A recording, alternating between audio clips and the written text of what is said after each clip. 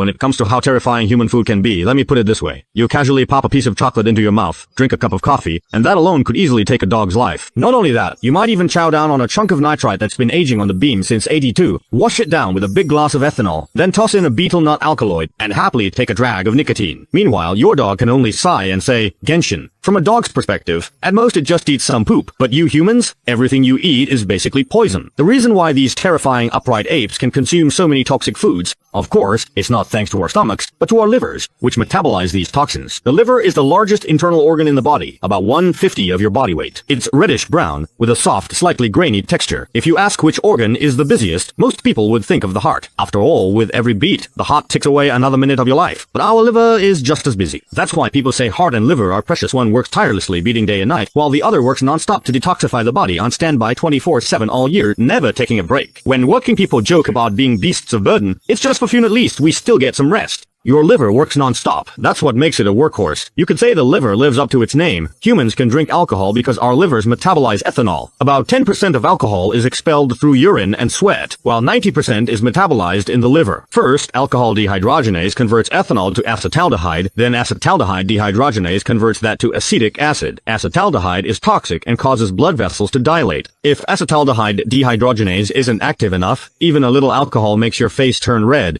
We often say taking cephalosporins with alcohol is dangerous and should be avoided. Cephalosporin antibiotics can bind to acetaldehyde dehydrogenase, inhibiting its activity. This causes acetaldehyde to build up in the body, which can be metabolized, leading to poisoning. Metabolizing alcohol also strains the liver, so drink as little as possible. If you drink for 2.5 years straight, you need to watch your liver. Any alcohol not fully metabolized in the liver will circulate with the blood to organs because ethanol has a small molecular weight. It can cross the blood-brain barrier and wreak havoc, causing the brain to temporarily lose control over the body. People say it takes millions of years for a monkey to evolve into a human, but for a human to turn back into a monkey, all it takes is a bottle of ergo-2. The liver also helps metabolize carbohydrates, proteins, and fats. Normally, carbohydrates from food become glucose for absorption by the small intestine. If there's extra glucose, the liver compresses it into glycogen for storage. When the body isn't getting sugar, the liver breaks down glycogen into glucose for energy. For example, when you wake up in the morning without breakfast and then do 3 minutes of strenuous exercise, it's your liver breaking down glycogen to supply energy. There's also a special protein in the liver called a apolipoprotein, responsible for transporting fats. If you eat too much or your diet is too greasy, apolipoproteins become overloaded, leading to fat accumulation, and over time this can result in fatty liver. French delicacy foie gras is made from the livers of geese, deliberately fattened to develop fatty liver. These geese are kept in cramped cages from a young age to prevent them from moving and burning energy. And then a 20 to 30 centimeter iron tube is inserted down the young goose's throat.